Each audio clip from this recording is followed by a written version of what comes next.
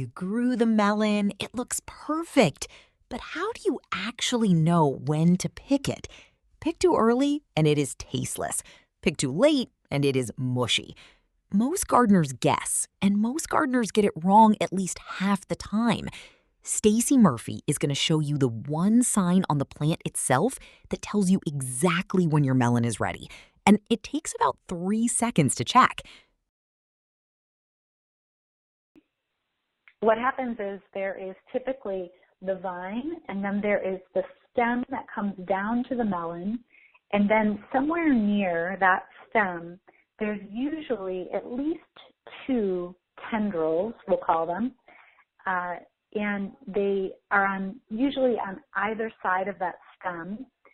And what you'll notice when your melon gets ripe is that those 2 tendrils closest to the melon dry up, turn brown.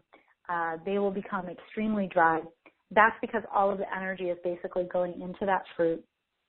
And there's one additional thing that might happen when your melon becomes really ripe is that the point at which it touches the ground, that might start to yellow just a little bit. And that's a signal that it's really, really ripe. This Q&A was recorded at a past Grow Your Own Vegetables event, where Stacey Murphy reveals the simple vine signal that tells you exactly when your melon is ready to harvest. For more information, free resources, and gentle guidance, you can find us at growyourownvegetables.org. And to grow alongside other gardeners just like you, join our free community at gyov.org. The first question is from Michelle, and I may not have the names on every question, and my apologies. This week has been very hectic. If you're anything like me, you ran around visiting family this weekend for the holidays, and I think I did way more than I ever thought imaginable. I visited my cousin with her 2 twin 3-year-olds. She's a single mom of twin 3-year-olds. So I ran around doing all of her Christmas decorations so that she's ready for Christmas and she doesn't have to do any of it. So it was a crazy weekend. Her twins were sick. We were in and out of the doctor.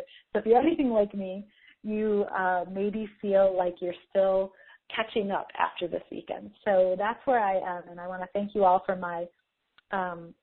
thank you all for your patience.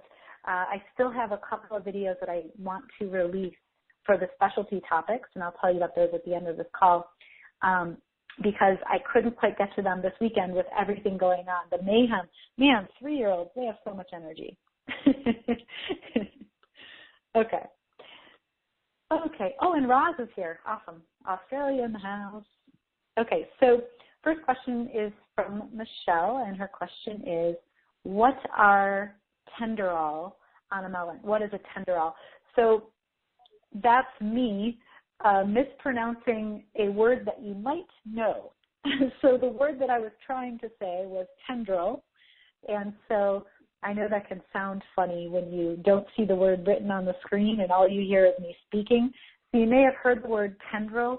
Some people talk about tendrils as being part of our hair. You know, they're little tendrils that drape down when you have an updo with hair. And people also talk about tendrils on plants as the little vegetation that grows off of the main vine. These little, in cucumbers, these are the things that help cucumbers vine. And in the melon family in general, if you want to vine your melons, these little things are the tendrils that will basically grab onto your trellises and help them vine. And so typically on a melon plant, on a watermelon plant, cantaloupe plant, husk melon, all these kind of melons, what happens is there is typically the vine, and then there is the stem that comes down to the melon, and then somewhere near that stem, there's usually at least 2 tendrils, we'll call them, and they are usually on either side of that stem. And what you'll notice when your melon gets ripe is that those 2 tendrils closest to the melon dry up, turn brown. They will become extremely dry. that's because all of the energy is basically going into that fruit. And there's one additional thing that might happen when your melon becomes really ripe, is that the point at which it touches the ground, that might start to yellow just a little bit. And that's a signal that it's really, really ripe. Write this down.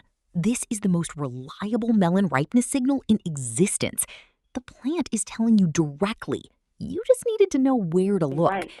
And if you wait another day, it could be overripe, it could crack. So you can wait for that yellow to appear on the bottom. Sometimes it doesn't always appear, though. So these tendrils are really something that's going to help you identify when something's ripe. And then you might want to wait to see if that yellow spot on the underside occurs. And here's just another image of what I mean by these tendrils that happen on either side of the stem. Here's a watermelon, and you can see that close by are these brown tendrils. All right? So I hope that helps, and I know what it's like sometimes when I hear other people speaking. If I don't see the words on the screen, I don't know what the person says. So my apologies for not writing that same terminology on the slide for you. Think about where you were at the start of this video. Looking at a melon on the vine, not sure if it was ready, wondering whether to pick it or wait another week. Now, look at what you know. Find the 2 tendrils closest to the fruit on the vine. When they turn brown and dry, the melon is ready. Press your nose to the stem end. Sweet fragrance means pick it today. For cantaloupes, gentle pressure. If it slips off the vine, it is done. Stacey Murphy has been growing melons for over 20 years. You will never pick an unripe one again. You are not the gardener who guesses anymore. You are the one who checks the tendrils, who presses the stem end, who lets the vine tell you when it is ready. If you want to keep learning from Stacey Murphy, there is a whole community of gardeners growing extraordinary food, completely free at growyourownvegetables.org.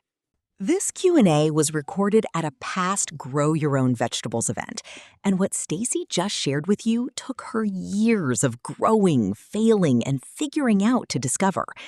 Now imagine sitting down with 15 experts, exactly like her. 15 of the most respected gardeners, herbalists, and soil scientists on the planet, each sharing the single most powerful lesson they know, the insight that changed everything about how they grow food, the thing they wish someone had told them at the beginning. Clinical herbalists who can turn your garden into a medicine cabinet, soil scientists who will change how you see every handful of dirt, food growers who have fed entire communities from a backyard. All of it waiting for you right now, completely free at the Superfood Garden Summit. Go to growyourownvegetables.org/summit, register in 30 seconds, and start watching immediately.